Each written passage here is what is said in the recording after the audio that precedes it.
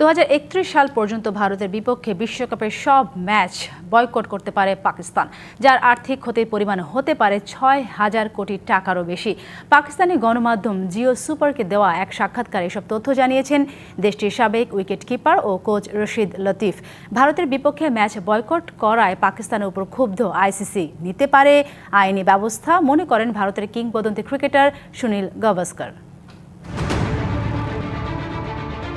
অবশেষে পাকিস্তান নিয়েছে সেই সাহসী সিদ্ধান্ত।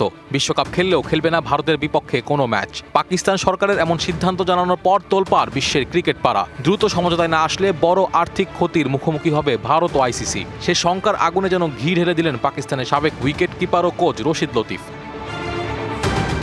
লতিফ বলছেন 10 বছর ধরে এমন কিছু করার জন্য অপেক্ষা করছিল পাকিস্তান। এখন আলোচনায় না বসলে 2031 সাল পর্যন্ত সব ধরনের বিশ্বকাপে ভারতের বিপক্ষে ম্যাচ বয়কট করবে পাকিস্তান, যার ক্ষয়ক্ষতির পরিমাণ দাঁড়াতে পারে 6,000 কোটি টাকারও বেশি। ভারতের ক্ষতি করার জন্য এমন সিদ্ধান্ত নিয়েছে পাকিস্তান, তাই ভাবছে না নিজেদের ক্ষতি নিয়ে। ইলেকট্রা এয়ার কন্ডিশনার কম বিদ্যুৎ খরচে দেবে অধিক শীতলতা আর সেভিংসও হয়ে যাবে। তাই পাকিস্তানের এমন সিদ্ধান্তের দীর্ঘমেয়াদী প্রভাব পড়তে পারে বলে পিসিবিকে মনে করে দিয়েছে আইসিসি। যদিও পিসিবি এখনও আনুষ্ঠানিকভাবে ম্যাচ বয়কটের বিষয়টি আইসিসিকে জানায়নি বলে দাবি সংস্থাটির। এর মধ্যে ভারতের কিংবদন্তি ক্রিকেটার সুনীল গাভাস্কর মন্তব্য করেন, পাকিস্তানের ওপর ক্ষুব্ধ আইসিসি, নিতে পারে আইনি ব্যবস্থাও।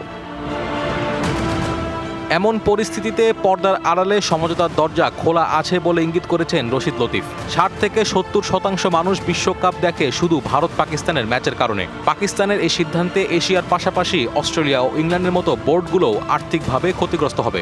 তবে ক্রিকেটীয় কূটনীতি দিয়ে সমঝোতায় আসতে পারে ভারত।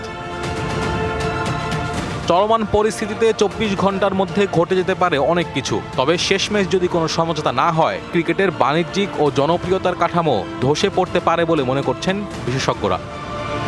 Naim Hamid, DBC news.